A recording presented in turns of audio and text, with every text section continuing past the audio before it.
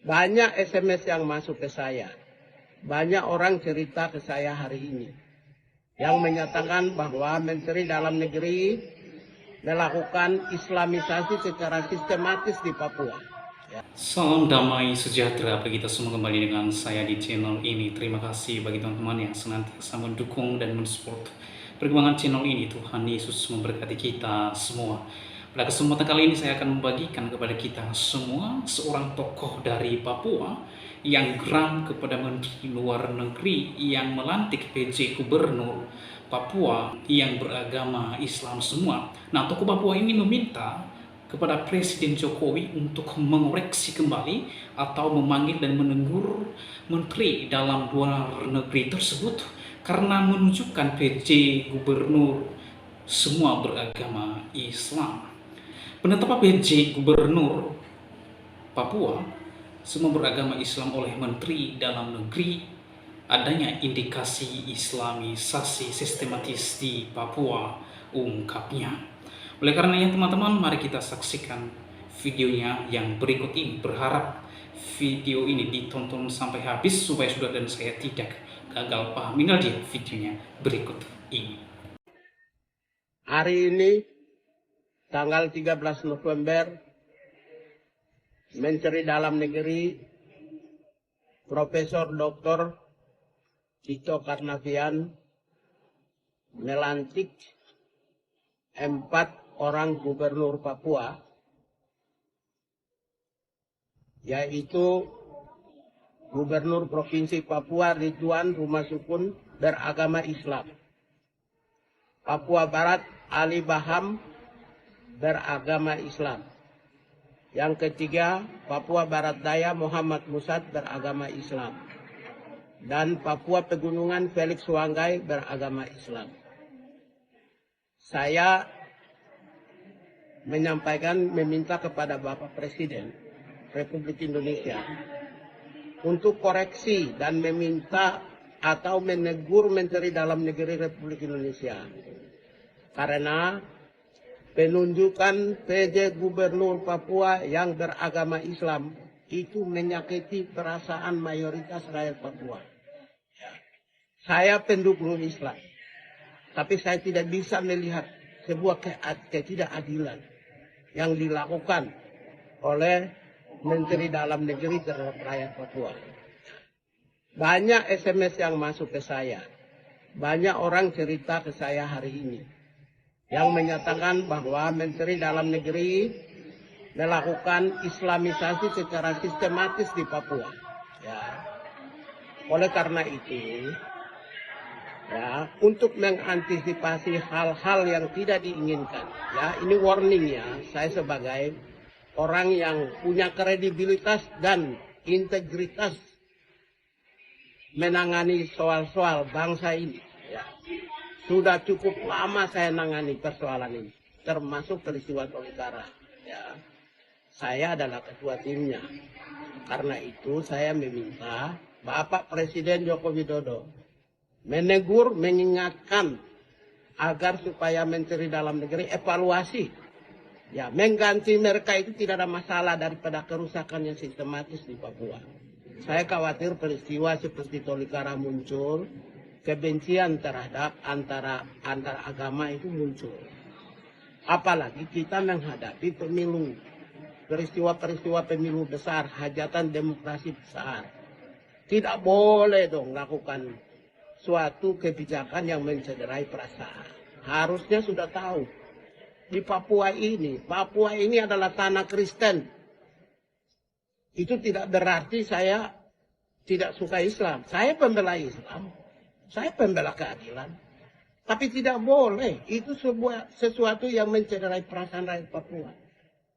Oleh karena itu, saya meminta yang terhormat Bapak Insinyur Joko Widodo, Presiden Republik Indonesia, mengoreksi, mengganti semua dengan putra-putri Papua yang terbaik, yang memiliki kemampuan yang lebih unggul, yang punya karier yang bagus dan memiliki standar kompetensi dan standar golongan yang memenuhi syarat.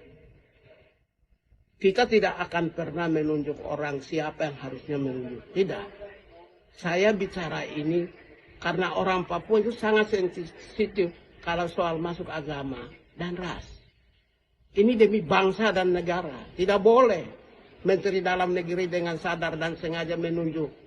Ya, nggak boleh itu. Coba di provinsi lain misalnya lakukan hal yang sama, orang marah semua. Di Papua, ya, kalau saya tidak tegur kayak begini, saya tidak kritik seperti begini, nanti bisa berbahaya. Bisa berbahaya. Ya, bisa berbahaya. Oleh karena itulah, maka sebelum mereka bertugas, diganti semua. Saya meminta diganti semua. Diganti. Nggak bisa, itu mencederai perasaan itu. Tidak boleh Menteri Dalam Negeri lakukan. Nggak boleh itu. Nggak boleh. Kita mau ingin menghadapi pemilu dengan baik kok. Jangan sampai ada peristiwa besar, apalagi peristiwa Palestina dan Israel di Papua ini pendukung Israel. Ini bisa mereka munculkan hal-hal yang tidak diinginkan dan saya berharap tidak boleh terjadi. Sekian, terima kasih. Ikhlas Ustadz ikut Ben. Oke, berarti kalian mau ikut saya. Bisa ikuti kata-kata saya? Bisa. Bisa. Saya satu-satu dulu kah atau semuanya? Saya tanya. Cakasa. Satu-satu. Cakasa. Oh, sama-sama. Ya. Oke, kalau begitu. Asyhadu an la Asyhadu alla ilaha illallah wa asyhadu anna Muhammadar Rasulullah. Aku bersaksi sungguh-sungguh bahwa tiada Tuhan selain Allah. Dan aku bersaksi sungguh-sungguh bahwa Nabi Muhammad itu utusan Allah. Kalian bisa ikut saya takbir. Allahu Akbar. Allahu Akbar. Itu berarti kalian besok akan sama saya, kita naik kapal laut, kita berangkat, dan kalian akan belajar di pesantren saya di Bekasi. Dan kalian ini akan menjadi orang-orang baik, orang-orang mulia yang akan membangun kampung halaman akan datang. Hari ini walaupun orang lihat hitam, keriting, tapi 10 tahun akan datang kalian akan bicara di atas mimbar, bicara di mana-mana. Maka kalian ikuti, kalian pilih sesuatu yang baik untuk perubahan itu. Asmat berubah di tangan anda semua. Wahai saudara-saudaraku, hari ini saya menjadi orang yang bahagia karena kalian mendapat hidayah dari Allah untuk pertama masuk Islam, yang kedua menuntut ilmu pengetahuan. Dan ini subhanallah. Mudah-mudahan Allah rahmati kalian semuanya dan kalian akan menjadi orang-orang yang akan masuk ke dalam surga-Nya Allah Subhanahu wa taala. Oke, saya kira itu kita akan turun ke kampung dan besok kita akan berangkat. Oke. Pak.